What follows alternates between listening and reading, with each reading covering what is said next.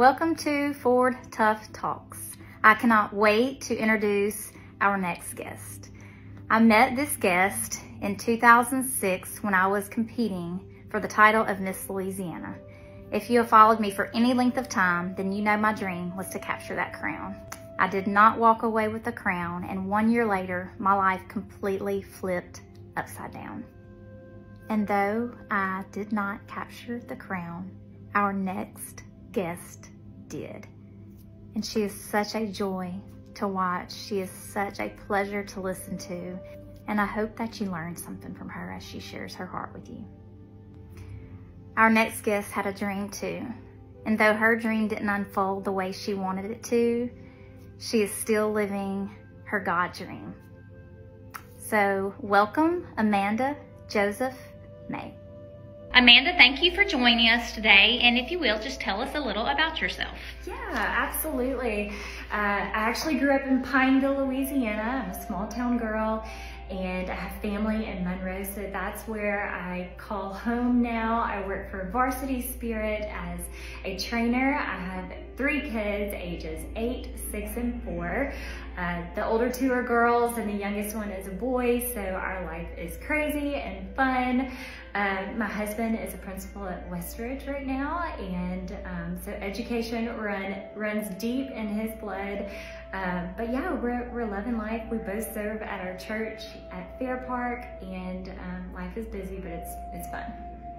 Tell us what your ultimate dream was. Okay, so yeah, I had a dream a long time ago. When I was in school, I worked with LSU Athletics. That's where I went to college. And my dream was to become the next Erin Andrews, an ESPN reporter. Worked in that capacity for a long time, and I saw the vision where God was preparing me for that.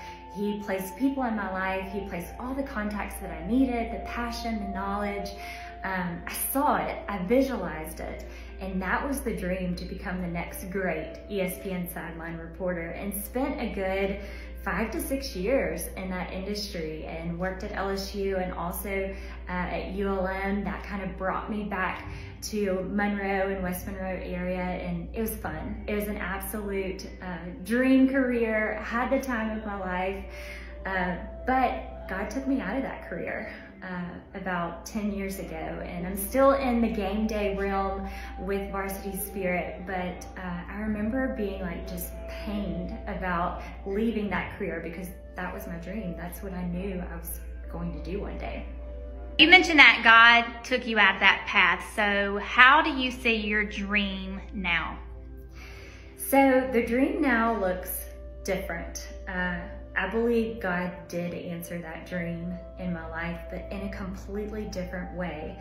And it's so cool the way that He honed all of those skills 10, 11 years ago, because I'm able to use them now for His kingdom. A couple of months ago, we did an event at Fair Park, and it was called Champions of Faith. And He found a way to return me to the hosting platform, except this time it was completely different. Instead of reporting on sports statistics and all the facts I used to know, I reported on God's amazing hand and 2 incredible ladies. And can I tell you that it was the most fulfilling interview that I've ever done? And so yeah, that dream didn't happen, but yet it did, because I know that He honed all of those skills a long time ago, and I was able to use them in a completely different way, in a way more fulfilling avenue. Okay, so Amanda, how would you encourage someone that may be discouraged right now because they have not seen their dream come to pass? So I think God fulfills desires in our heart, but He does it in His way, in an even better way. So the first thing I would tell you to do is, while you're dreaming about things, start keeping a journal. Start keeping prayer requests along the way, and take down the skills that God is honing you. Even if your perfect dream didn't come to fruition, like he's still preparing you for something in that realm. I don't think God gives us a passion and a desire if he's not going to use it in some way. I've even caught myself saying, Lord, if this is not your desire for me, then take the desire away. And he never took it away. So that to me tells me that God's gonna use it somehow. It's just far greater than what we can even imagine. So don't get discouraged, don't give up on it, but just know that we need to change our vision sometimes. We need to change it and visualize things that would further his kingdom. You know, my dream had to do with a career and a job, and God's way of fulfilling it was through furthering his kingdom. And I think when it comes to our dreams and desires, that's what he's going to do a lot of times in our lives. It's not going to be about a career or something worldly. It's going to be about furthering his kingdom.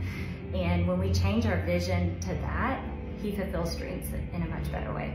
Okay, so Amanda, is there a platform or any place that our followers can go and follow you? Yeah, absolutely. I would love for you guys to check out the website, www.playfortheking.com. And really that ministry is about relating God's word to all things game day related.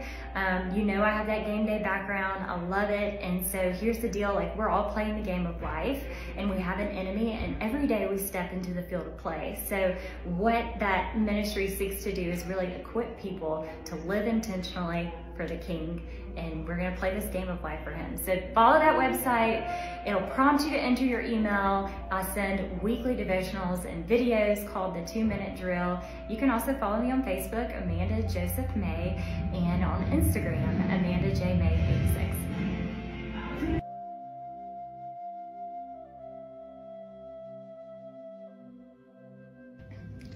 Thank you, Amanda, for sharing your heart. Thank you for always giving God the glory.